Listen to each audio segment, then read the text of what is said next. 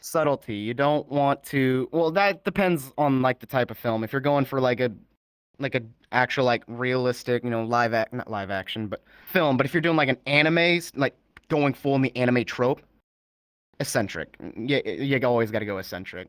Welcome to Metaverse Degen. I'm Lion. Man, I need more coffee already. I'm Old Man Raptor, and we got one hell of a guest here today, and that would be. I'm LazyTheDinoKing. Thank you very much for joining us. We've heard a lot about you from our previous guests with Envia Waffles and Moon and Kong as well. What is it you're known for here in Vrchat, and how did you get started? Oh God, I'm scared of the fact they talked about me.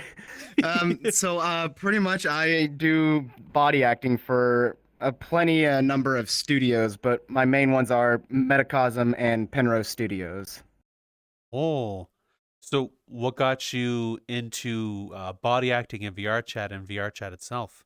How did you get the whole ball rolling? So that's actually a funny story. So I've always wanted to do acting, but of course life got in the way. I made different decisions and then got into Vrchat, and I had a buddy that was in one of the studios and pretty much asked me if I want to be a stunt performer, and I was like, "That's so cool! I want to do that." And so I gave it a shot, and ever since then, just kept going to more and more film sets, doing all that, and kind of getting better at it and getting to know everybody, and kind of got into doing it that way. Oh, wow. So Oh, it brought me back it brought you back. Back in acting or VR? into acting. My bad. Oh, nothing wrong with that. So what got you into Vrchat, may I ask? And so I actually got into it by like just coincidence. Like I was playing GTA a lot, and the servers went down, and I was bored. And my buddy told me, "Hey, you can play this game called VRChat. You can play it in desktop mode." And I was like, I'll just play it for one night." And that was 3 years ago. Ah, That fair. was one hell of a long night. I think he hasn't got over it yet. Still working on it, right? When's day hit? Oh, it just came up. Okay. Oh, so do you do acting in real life, may I ask, or is it just Vrchat you do the body acting and stuff? So yes, I do it IRL as well, live action. I've got a casting director that is my mentor. He's kind of been Ooh. teaching me like how to do it, and like I actually even cry on cue, which is such a pain for me. But I Oh, found a cool trick with that. But I took a break from it for a little bit because I had a little bit of a house fire about almost a year back now that kind of put me back a little bit. So I've been trying to fix myself together since then. oh, fair enough. So is acting in VR similar or different from acting in real life? Yes and no. With acting in VR, you really don't have to focus too much on the facial gestures, especially if you don't have face tracking. So that's a big thing. So it's more of just you're focusing more on the body language, but of course, live action, you're doing both. Hmm. Okay. So how do you feel about acting in VR yourself since you've done both?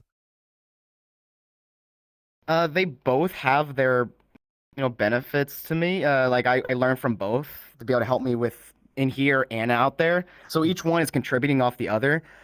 But I do love the live action one a lot more. Just it's the environment. Like you're meeting a lot of cool people.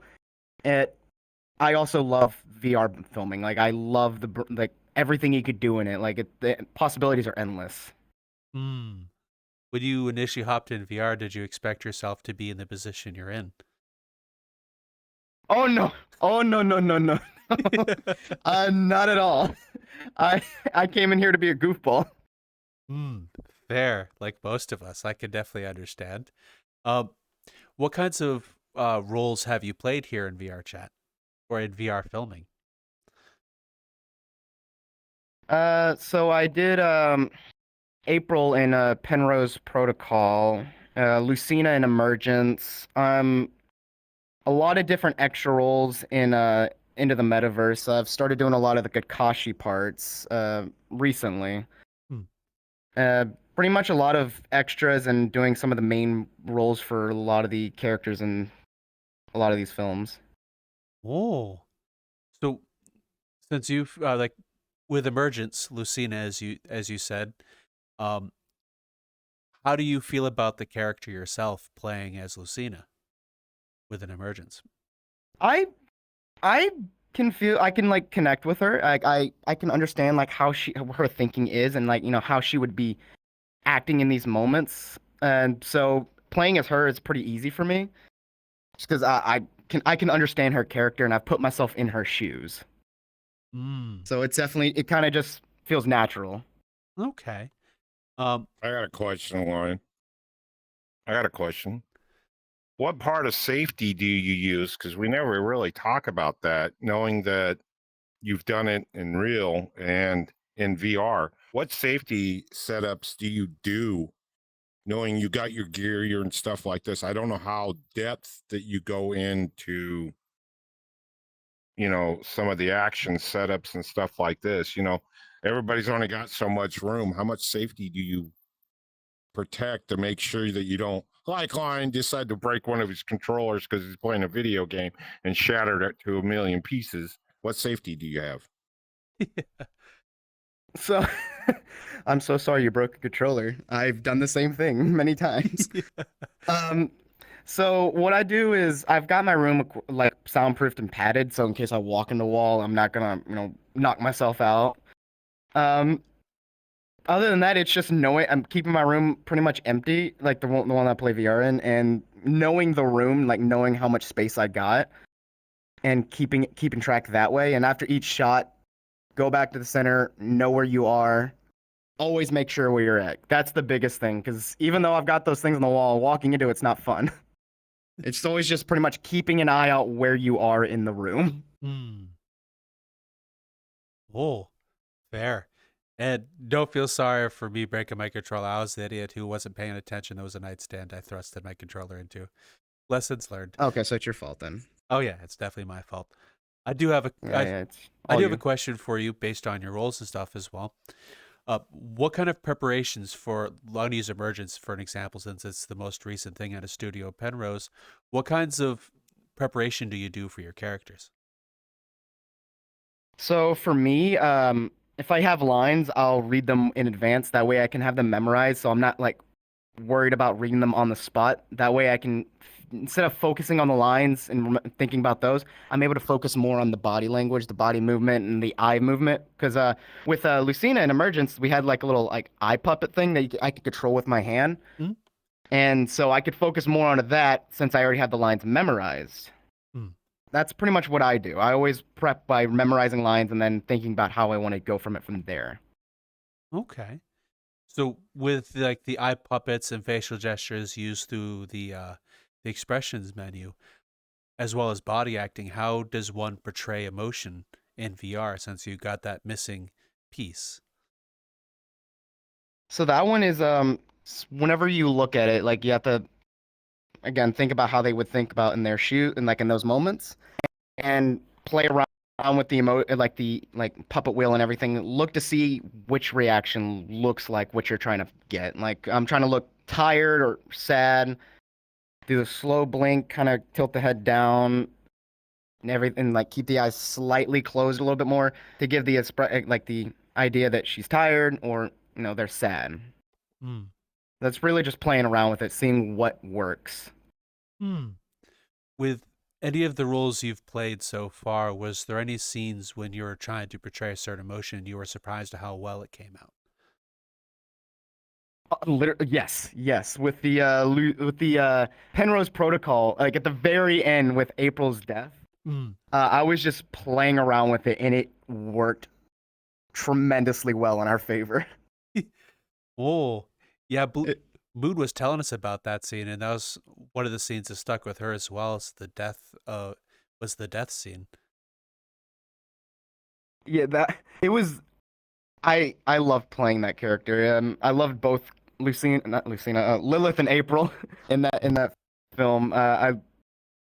they're two really good characters, and yeah, it was just me playing around with the eye movement thing. It was like one of the first times I actually got to use it.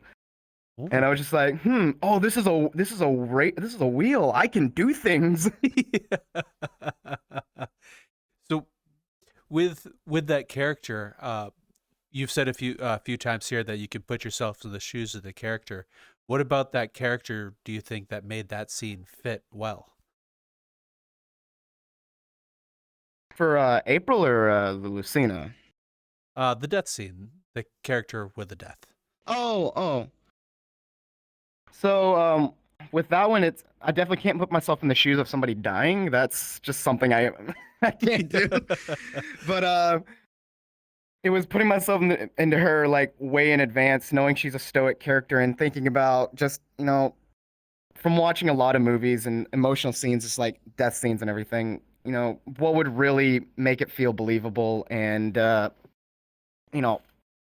pull at the heartstrings. And it's that always like you just watch the life go away. Like when you see her eyes keep slowly opening and closing and then getting closer and closer and then there's finally closing. I felt like that was just really pulls at the heartstrings because you're watching it happen. And it's not just an instant thing. So not putting myself in her shoes at that point, but thinking about it in that way. Okay. So with that character specifically, how do you feel about your playing of the character, and do you relate to her at all? I can relate to her in she's a little stoic, and I can sometimes be a lot like that, depending on the situation. But yeah, no, that's pretty much how I learned to connect with her. But also, a lot of the characters, there's just some that you're not going to feel connected to, so you have to think about it for a little bit and think, how would this character act? You got to literally change your personality for that moment. Put yourself not as yourself anymore, but as this character. So with characters like that who I just can't, that's usually what I do, because that's part of the acting is you're not yourself. Sometimes you have to be that character. Especially if you're like a good person, but you're playing as a villain, which would be awesome. I want to play as a villain. How would what are some tips you use to put yourself into character? So with that one, you got to understand the character first. Of course, like beforehand, you need to know what this character likes, dislikes, what they are, what's their story. Because without all that, they're a blank canvas. And so after knowing that, then you start thinking, okay, how would this character? So this character is like this. How would she act in this scene? Like, what's her personality, her relations? How does that affect her? And how does that contribute to the way she acts in these moments? That's pretty much the way I've gone about it with that. Okay. Was there anything about any of the characters you played that made it difficult to get into character?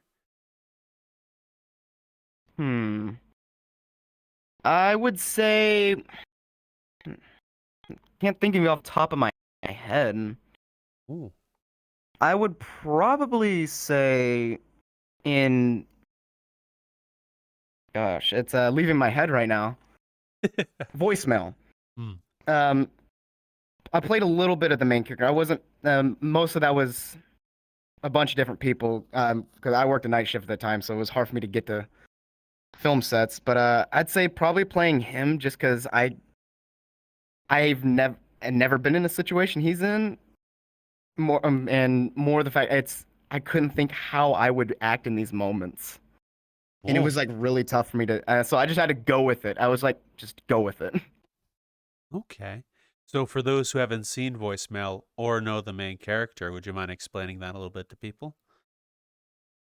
Yeah, so that one is kind of I don't know how deep I can go into it without like, spoiling it, but pretty much it's a boyfriend is at work, he gets a phone call from his girlfriend, and he decides to not answer it, and which was the worst decision of his life.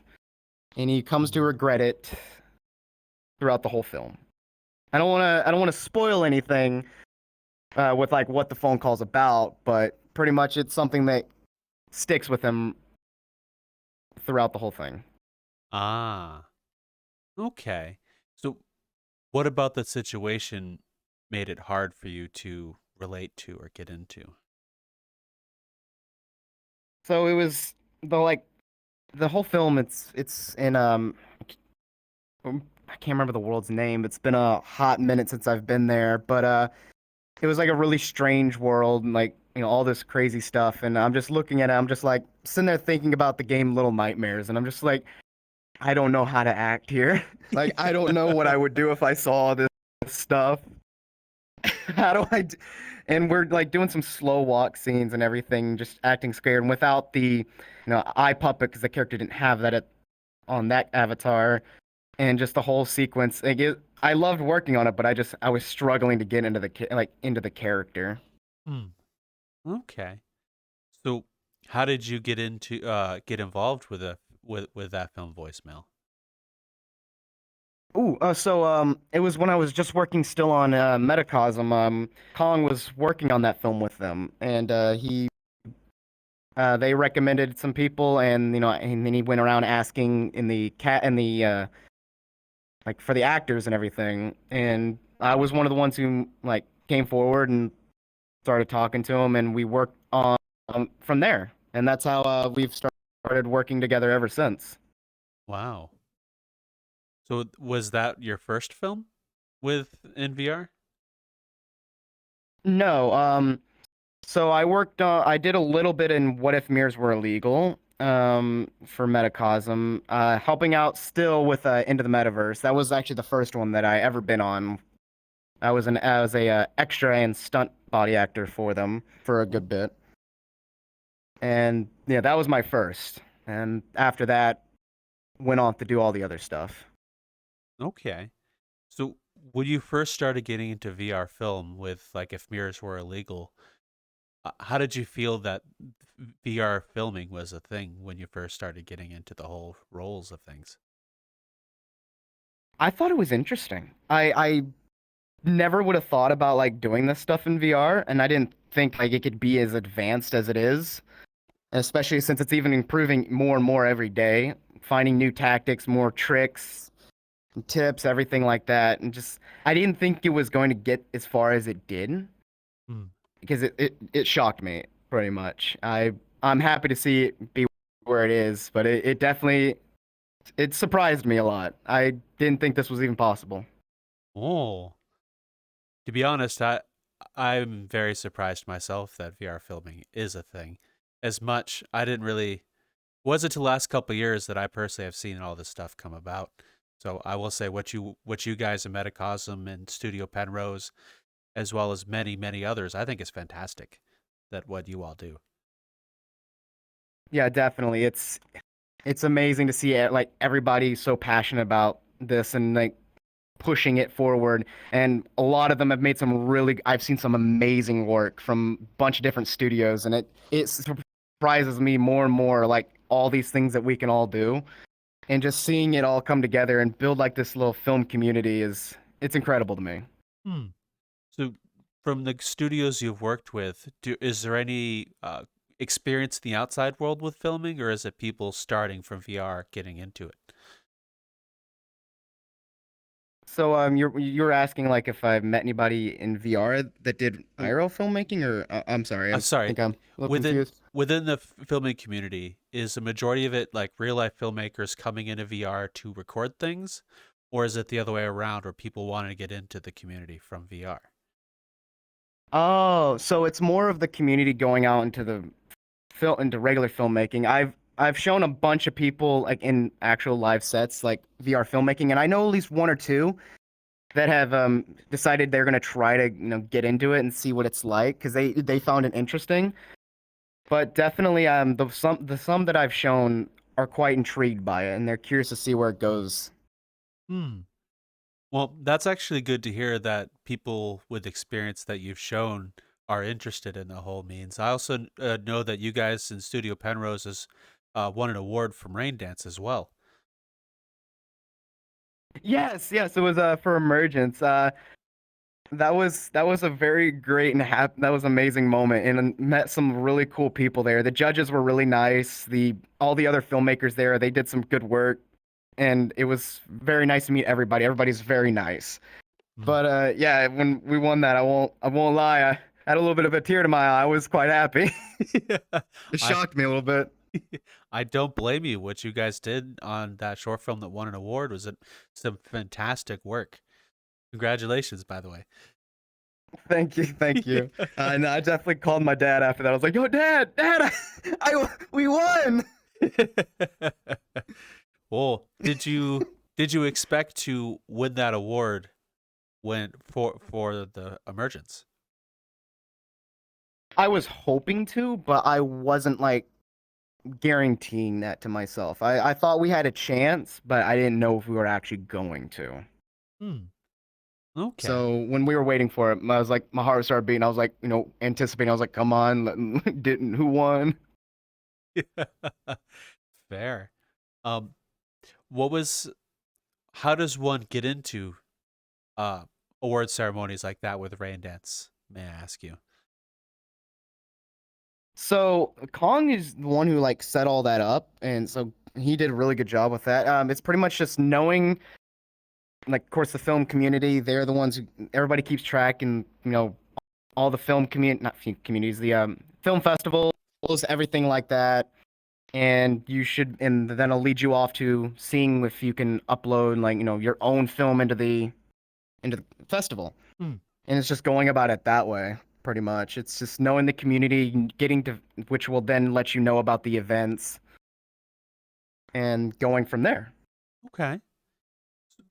Alrighty. So now, how did you get involved with Studio Penrose?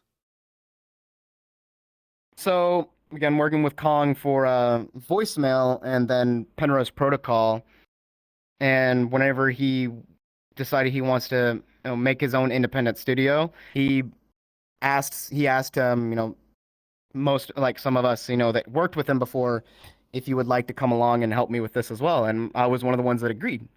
Okay. So throughout the entire transition for Emergence, from the Penrose Protocol into Emergence to the future series that Penrose Studios is coming out with, you should definitely pay attention to. Um, how, what are your thoughts on the whole transition from each of the short films into what's coming?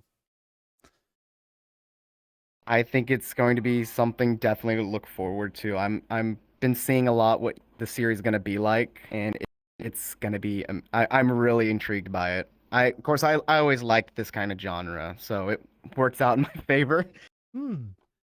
But Okay. it wasn't too much of a transition for me. It was like pretty much making a new story, which is always very fun for me. Hmm. So how I'm not sure how much you're able to tell me because it's a project that's in the works. How does Emergence lead into the future project?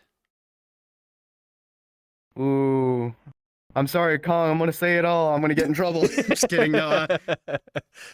So it's definitely going. It's not gonna have as much as an impact as you think, but it definitely is a contributing part into the story. It's not gonna be like Emergence is the big thing for the series. Hmm. It's not gonna be that kind of impact, but it definitely does have some merit to the series.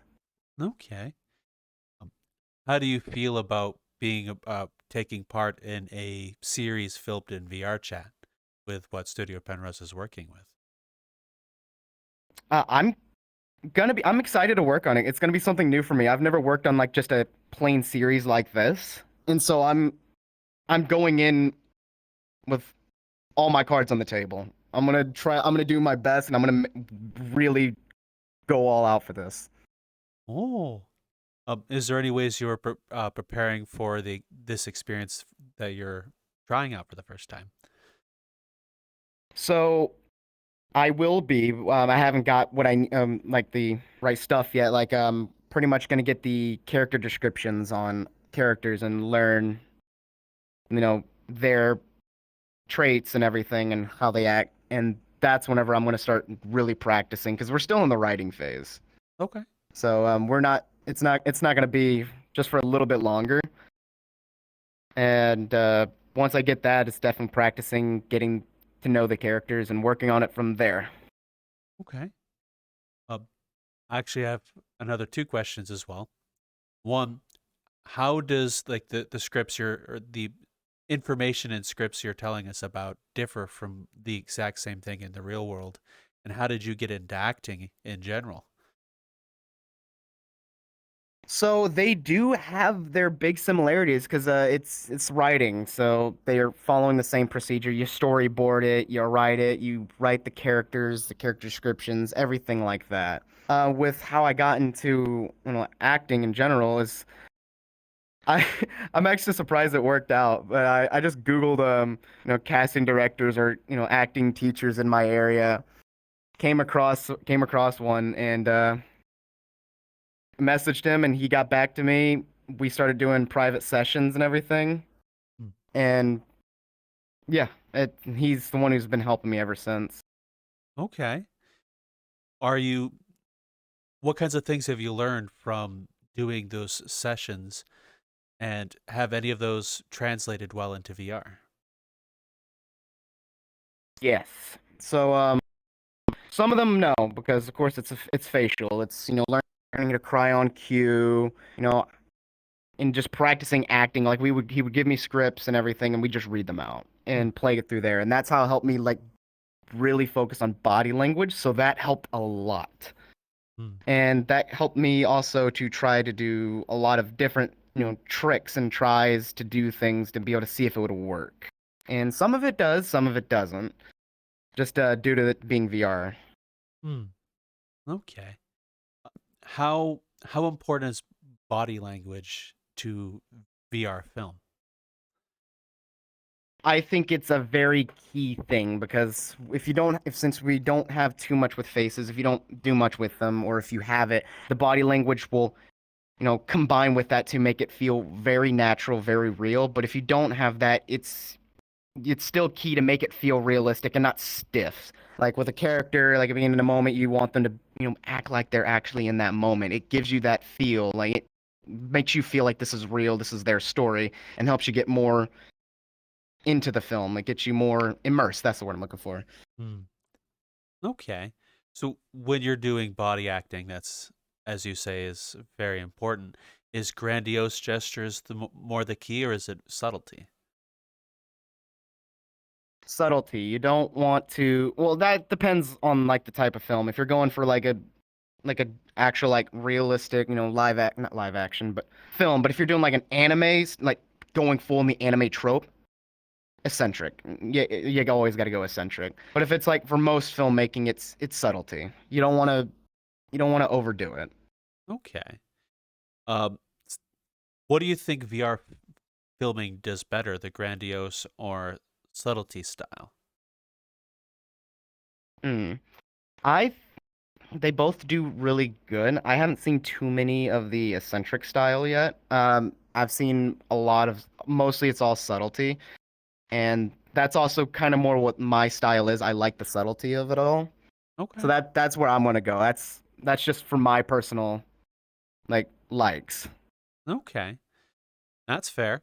I just honestly have no experience in the whole VR filming and the film industry as well. That's why I'm asking these questions, like the which is better, what kinds of things that VR filming does better or worse than real world, that kind of thing. That's why I'm asking. I don't know. Oh, okay. So yeah, pretty much. Wait. I'm sorry. Could you repeat that one more time? I want to make Oh, sure I sorry. had that correct. What kinds of things does filming in VR do better or worse than real world? Because I'm not too sure. Oh.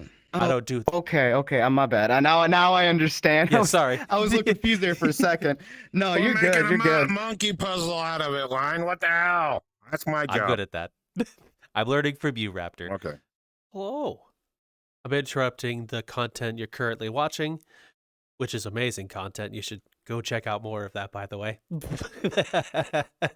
Either way, I'm actually here to make a request of you. Would you mind following us on any of our social media? We have a Discord. We're hanging out and doing things as well. We have some cool future projects we're kind of working on.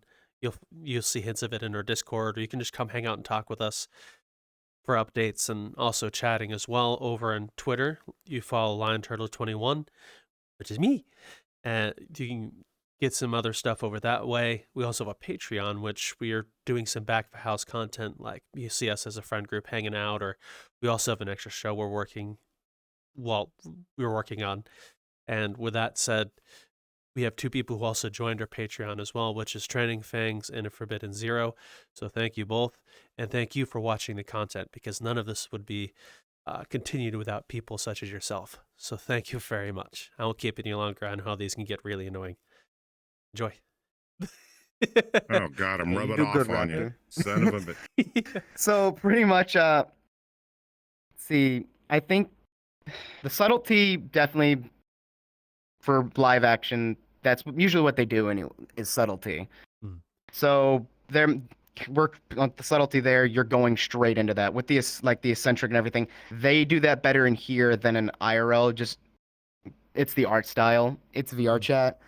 It works so much better here than if you do that IRL. I don't want to see somebody like be eccentric, bug-eyed almost in IRL. That'd be just scary to me.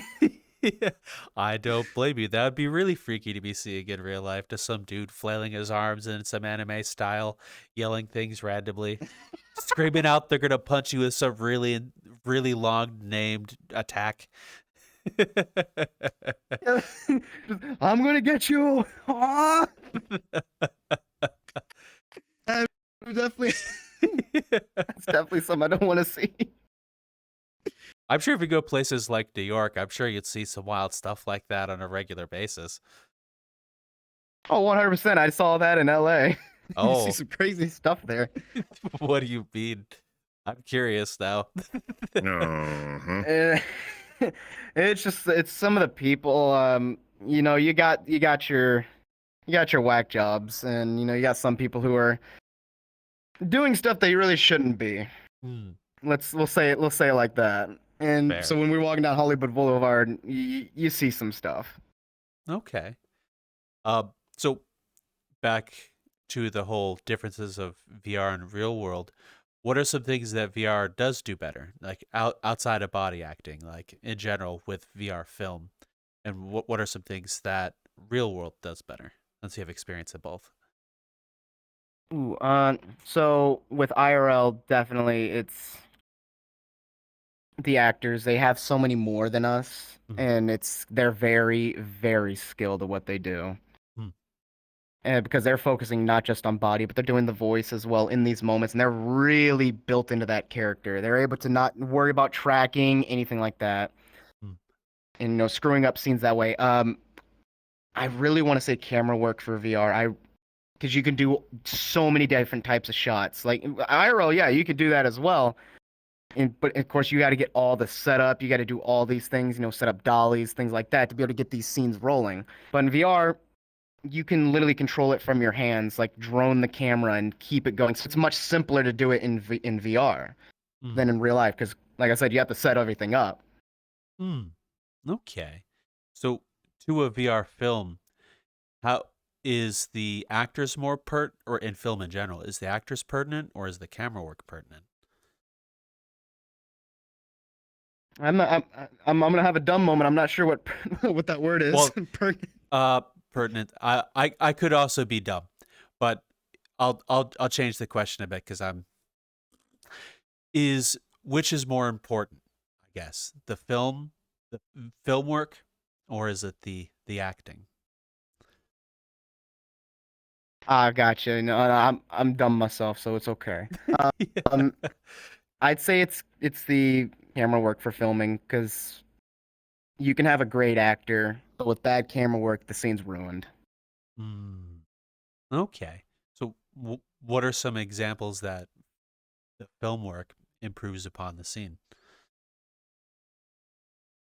So the camera again with the camera work, you're able to fully set the scene, and with the acting, you're now putting motion into the camera, and so those connect to each other.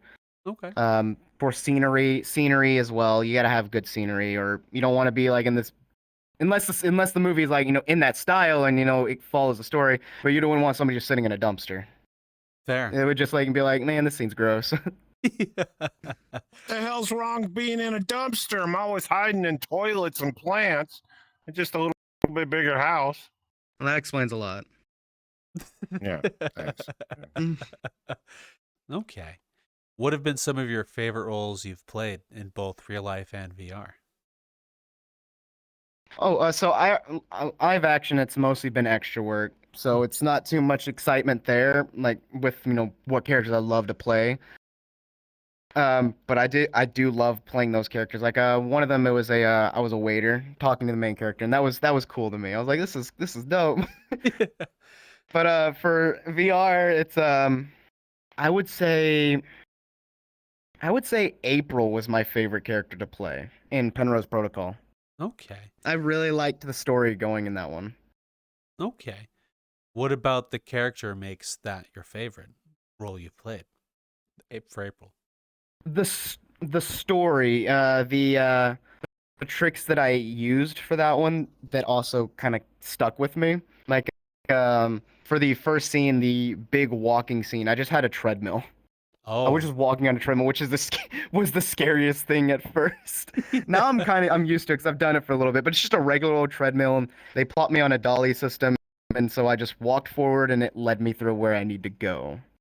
ah, I did try this. I did try this program on Booth that when you actually move your legs forward, it actually moves you, but you can't take lots of turns with that thing. So we had to use the dolly system because I'm taking a few turns, stopping, and then going again, and so it worked out way better. oh, But the fight scene, the character, the whole police part, part in that whole film, I loved it. I was all in for it. okay.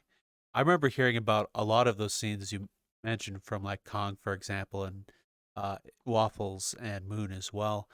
That also leads me to ask you, what is it like doing fight scenes in VR as the person who did them? Oh no. So it can be you can have a good day or a bad day with it. It's just depending on how your tracking wants to do. Me and Crispy Wisp, which was the fight choreographer for it, um we had like at least 2 days where our tracking just did not work for us, and it just ruined the entire film sessions. Like I don't know what happened, or an update or something happened, but it was just our tracking was not liking us that day. Oof. But yeah, it's pretty much it's fun, but it can be stressful, especially with loss of tracking and making sure you do things on time. Because of course we clip a lot, and so we have to work around that, do things earlier. We can't focus on what the other person's doing. We just have to go for it. Mm. Because on camera they'll see it as perfectly synced, while we see literally we're inside the other person's head. Okay. So it's fun, and you can definitely do it's a lot. It's a lot of work learning what to do in the scenes, the choreography, reading the script for it, because of course Crispy Wisp writes like a whole choreography script, and reading it, practicing it before sets, and making sure you get the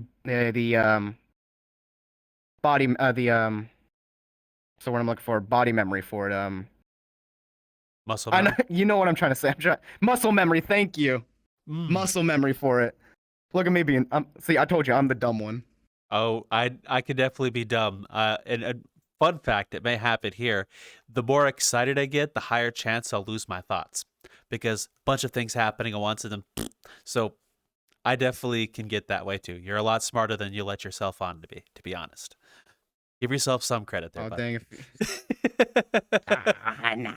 Nah, not at all. I'm just kidding. No, if you get excited from if you lose your loss of tracking of mind whenever you get excited, I gotta throw some candy at you or something. I gotta get you excited. Question for him, Line. Shoot. I got a question for him. You were talking about you running on a treadmill and a dolly system. What preparation did you have to do in real life to get that work? Did you have 3 people in one room, that type of deal working? What? In real life to get that? No. So it's just like I said, it's just a regular old treadmill. I set it up in the middle of my room. I at first didn't do this, but I do it now. It definitely helps. Is I attach a wire to a little wire to myself and to the treadmill. That way I can, see with the slack that the rope's given from it. It tells me how far I am from the treadmill and everything, so I don't, walk too slow and go backwards or walk too fast. Hmm. That definitely was a risk at first. I've hurt myself too many times Oh. trying to figure that out. Okay. It's more of just you have to keep yourself going, because walking on a treadmill without seeing is a lot more difficult than I thought. Oh. But it's really there's really not much else in preparation wise. I just set it up in the middle of my room, and they of course put the dolly system all up in the world, and I just sat on it, recalibrated, so I'm standing on it. And once they set action, just walk forward. I just made sure the timing of the steps and the scene and the camera was at the same speed as my treadmill, so I'm not walking too fast. I could be running and I'm doing like a walk. So when Hey, look on the bright side. At least if he had a girlfriend or his civic other comes in and here he is, it looks like he's tied down to a treadmill. I guess you need your exercise real bad. You're demanding to make sure you get thinner than what you want to be, I guess. That'll be a fun night. How long did it take to get used to walking on a treadmill while in the VR headset, while also keying into the scene? Multiple film sessions. Because I'd say probably about 4 to 5 sessions of doing it to get used to it. I of course did it sometimes just messing around outside of VR, just making jokes. But I'd say really during the sessions is when I really got practice in. It's still you really have to focus on where you are on it. Hmm. But I've pretty much gotten used to it now. Hmm. So five film sessions. So I'd say we do at least when we did all that, we did at least 2 days of filming, so like a week. So I'd say 3 weeks. Okay. Was it when you first started, were you worried you'd fall off the treadmill, or was this something you were capable of doing without any issue? Oh, 100%. At first, before I got on, I was like, this will be easy. Gets on. Oh no, this is not fun. And again, I have fallen off a few times and walked too fast and then walked too slow. And then my foot got caught in the side of the treadmill. And I'm like, oh no. Oh, shit. Oh. Because I'm not walking straight anymore. I'm walking to the side. Where am I going? Hmm. So, last little bit on the walking of the treadmill thing. Once you got it down and you're able to do the scene the way you wished, did you feel immersed in the movement within VR and the scene? Very much so. I stopped thinking about everything else and started thinking in the character's mindset, and I would just it helped me get so immersed. Because of course, walking with a joystick, it's not the same. Hmm. Okay. So now, on how long does it take to prepare for fight scenes in VR, and what kinds of things do you do in order to get the scene down? That's depending on how big the fight scene and how I wouldn't say critical, but I'd say difficult it is. If it's a easy one, it doesn't take long. We can practice it and do it right there on the same day. But if it's like a very, demanding, complicated one, it's better to practice that. Like with Penrose, that one was a little complicated, so we definitely filmed that in 3 to 4 film sessions, I believe. Hmm. And it's pretty much just practicing beforehand and getting a rhythm, getting the body memory, not the muscle memory. Hmm. I remembered that time. I got it.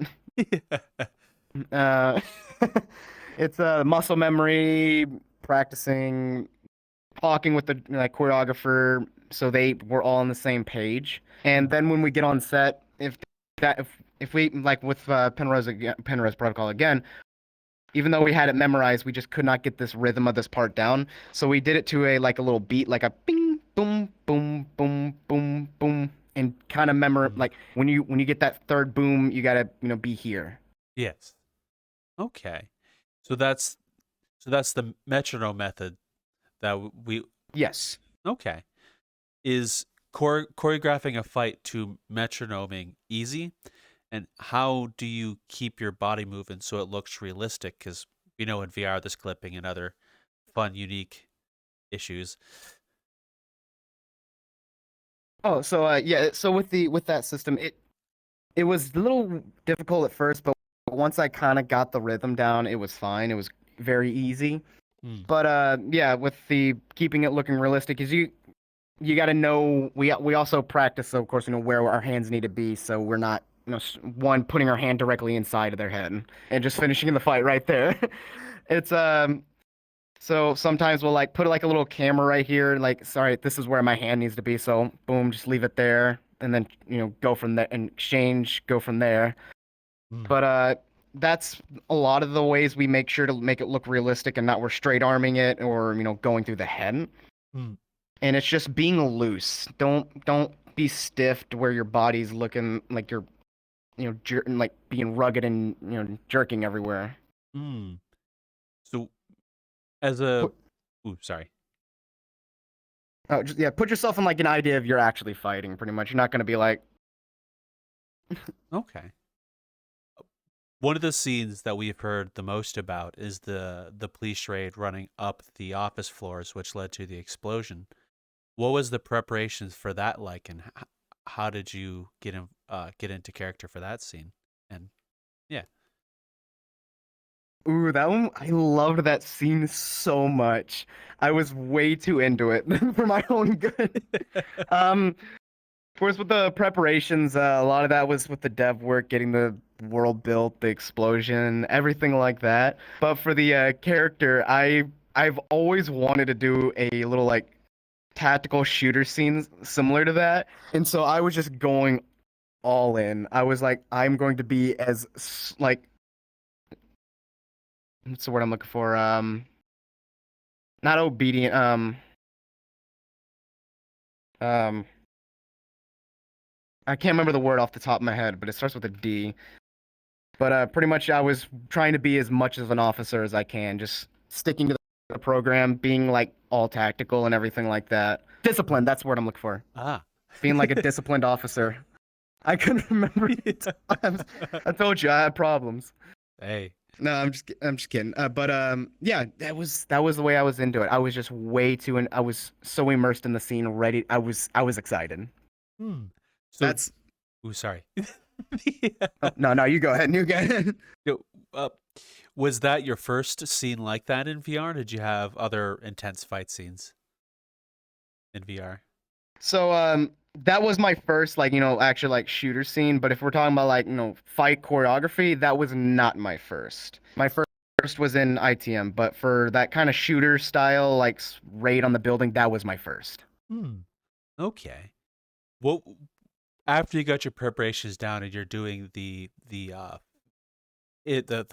shoots for that, were you able to get into character real easily? And what was the scene like during those film sessions? I definitely felt by that time I was already invested in her character, like so I was already fully in her shoes. Hmm. During that scene, we were definitely all taking it seriously and just like all excited to work on it.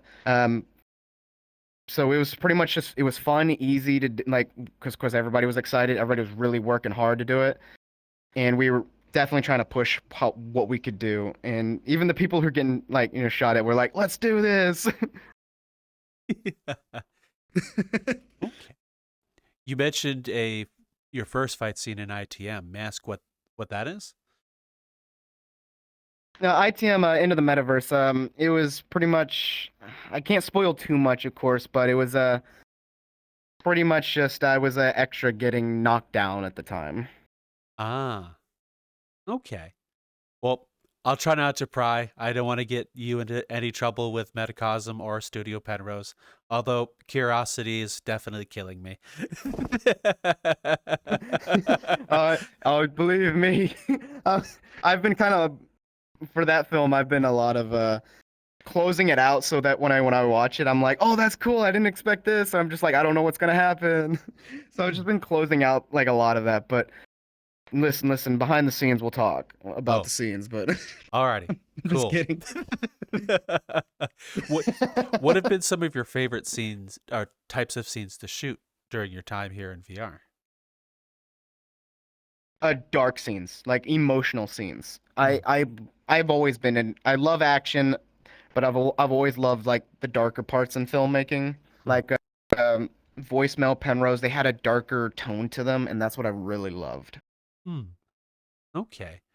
What about those dark emotional scenes pulls you into having those being your favorite type of scene? So growing up, I've just always loved like kind of a darker film style. So when I was able to do that, I was excited. It's the I like to say it's kind of the putting a realism on it because you got your happy moments, but then of course you got your dark moments, and a lot of times your dark moments are more likely to happen, Hmm. especially in real life. That's not saying of course happy stuff doesn't happen. It does, but I always love bringing that into filmmaking, bringing the darker side, so that way you're not experiencing it. Somebody in filmmaking is. Okay. Well, I. Bleh. All right, there you go. Lost my thoughts. You succeeded. Let's go. We did it. We did it. Yeah, I'm very sorry. I don't boy. ever intend to do those things.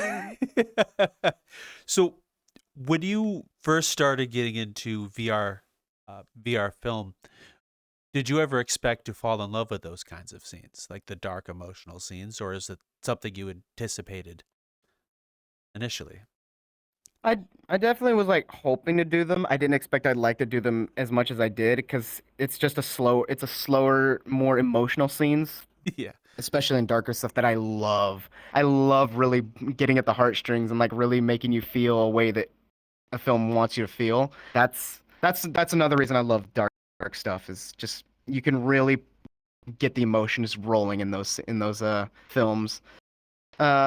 That's what I should have said that in the first time, but I didn't think about it. But I definitely didn't expect myself to like it as much as I did, though. I was like, kind of anticipating like, ooh, I want to do it, I want to do it, but I didn't expect I'd enjoy it as much as I did. It's definitely fun, really pulling an emotional scene together. Hmm. So, with some of the scenes that you've told us about, what was it like after when you first saw it in post processing? Like once the film was made and you saw yourself like in the death scene or the police raid scene, how did you feel once you finally saw everything all put together? Oh, I was excited. I was like, oh, that looks dope. And sometimes like we did go back and redo a scene because it just didn't look right. But a lot of times that by that time it was most likely that wasn't going to be an issue. Hmm. But it definitely makes me so happy to see like all the work that we did at the very end. It made me feel very accomplished. It's definitely fun to see that. Hmm. Okay. Well, what kinds of scenes or short types of short films would you like to do in the future or films in general? I want to do some. I've done a lot of. I want to do a little bit more action, but my main one I really want to do is more. I'd say psychological horror. I really want to get into that. Okay. What about psychological horror makes you want to get into that kind of film? So of course it would be a darker film with that, but I love like the whole in horror. I love horror movies, so Mm. not many of them like get to me, but the ones that like you really don't, it really gets into your head. You don't know what's going on, and you actually start questioning it. Is when it really starts to pull me into the film, Mm. and I just love like the inner conflict in your mind this kind of style, especially with those kind of things. Just psychological movies in general. Getting inside your own head is I really like that, and especially since I personally have a you can't tell nobody this. Oh, is it'll be our little secret. all right. I have a little secret thing that I don't think I've really told I haven't told anybody except for one person. is there's a story that I've been wanting to write for a very long time that has a lot of to do with psychological stuff. Oh, That's what's always pulled me into it. I love the whole getting into the mind and really going from there. okay. Did you have any favorite authors or directors or films, movies, or books within that genre that kind of pulled you into it as a genre? So sadly, I've got I didn't read too many books growing up. I mostly was comic books. I was a little bit of a geek and a gamer. I want I can't think of any directors off the top of my head because I've seen so many good films. And so they kind of cloud together at this point, especially since so there of course there's a bunch of times where I've watched a movie and didn't look at the director, even though I really liked the film. So I'm sure I'm gonna have to go back and I'll say, oh crap, I love this dude's work. Yeah, fair. Uh, was there any movies then specifically? Let's see. There was this horror movie I watched a few years back, Disturbia. I liked that one. It wasn't too much a psychological, but it was more of like you're trying to figure out what is going on. There's been a lot of good movies. There's one that was like a mirror. There was a mirror one where the mirror was possessed. That one's one that really got me. It's like everyone who looked in that mirror, pretty much the ghost wanted to kill you. Ah, I don't think I've saw that one. The closest thing I've probably seen with that was like a Dark Mirror episode, which they had mirrors and screens involved. Yeah. Let's see if it was a good film. I'm trying to remember it off the top of my head, but it's been so many years since I've watched it. But I really liked it. In fact, I might actually look it up soon and figure that out because now it's gonna drive me nuts. Oh, alrighty. Uh, what if? Thank you very much for speaking with us today. It's been an absolute pleasure getting to know and meet you personally. So thank you for your time. Thank you. This was a lot of fun. It was very nice to meet both of you. I've had a lot of fun today, and it was definitely nice to, get out and do this. So thank you. No problem. It's our pleasure. Raptor and I both greatly enjoy meeting the various faces, and we're Oh, glad yeah. we got to be graced with yours. Yeah. Aw. Oh, Oh, now I remember the movie. It was Oculus. Oculus. I can't say that I saw that one. I'll have to add that to the list. Oh, Yeah, it's a good movie. where can people find you if they wish to find you? They could. I'm most likely playing Helldivers now. So if you play Helldivers, you'll find me there. But pretty much, it's you just you can find me with the name Lazy Dino. Twitter. I need to get more involved in that. I've sadly been slacking on Twitter. Okay. But it's pretty much the same thing. Lazy_Dino. Well, all those things will be in the Hoobly What's It Down that way. Check them out. Also, go check out Metacosm and Studio Penrose's stuff. Both of them are fantastic. Yeah. Yeah. Yeah. Yeah. Do Raptor, it. you know the thing. Well, we've got a lot of years down there, but no matter what you do, folks, here we are. There you go. And you meet folks like this. Sometimes it's great, and it's damn great when you get to know them even more. So you get the opportunity to take 5 minutes, meet somebody new in here, because you never know what you're going to find out. Take care, folks. We'll talk to you later. Bye.